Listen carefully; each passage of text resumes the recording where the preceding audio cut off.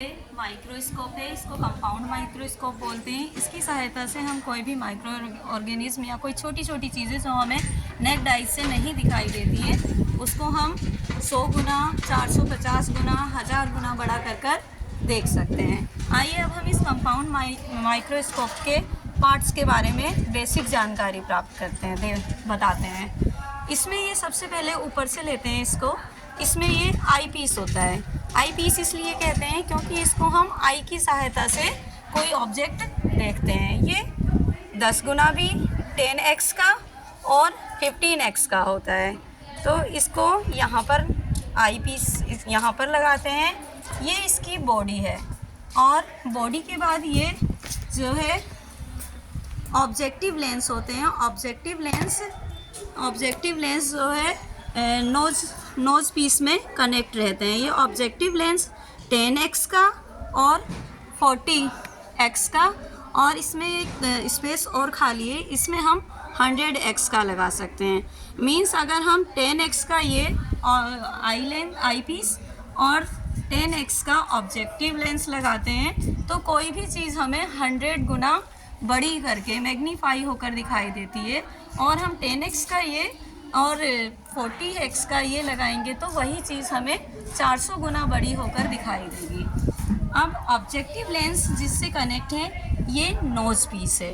Nose piece जो है इसकी बॉडी से कनेक्ट है।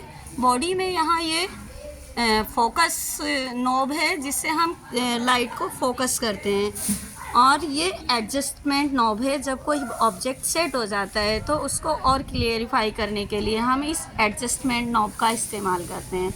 अब जहाँ हम ये जो स्लाइड रखते हैं इसको हम स्टेज बोलते हैं।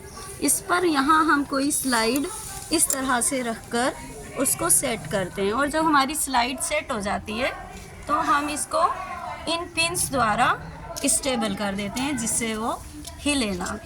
इस स्टेज के बाद जब हम इसको इस तरह से पकड़ते हैं तो ये इसकी आर्म है। आर्म तो माइक्रोस्कोप को हम जब भी पकड़ते हैं तो आर्म यानी हाथ से पकड़ते हैं, इस तरह से पकड़ कर उठाते हैं।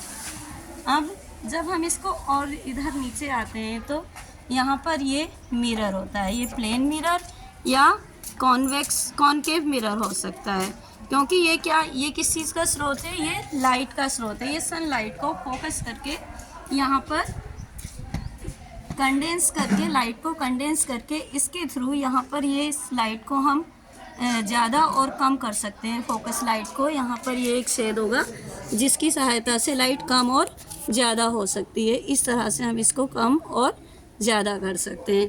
ये लाइट फोकस लाइट या तो सनलाइट हो सकती है। आजकल कंपाउंड माइक्रोस्कोप में नए जो कंपाउंड माइक्रोस्कोप आ रहे हैं उनमें ये लेज़र लाइट भी होती है। इसको हटाकर हम जब अंधेरे में इसको यूज़ करते हैं तो हम यहाँ पर इसको सेट कर देते हैं, जिससे ये फोकस लाइट जो है यहाँ पर इससे सीधे कंडेंसर में पड़ती है और यहाँ पर पहुँचती है। अब ये फोकस लाइट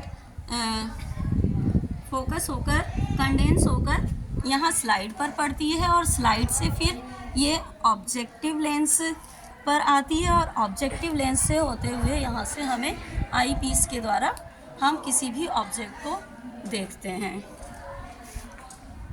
थैंक यू।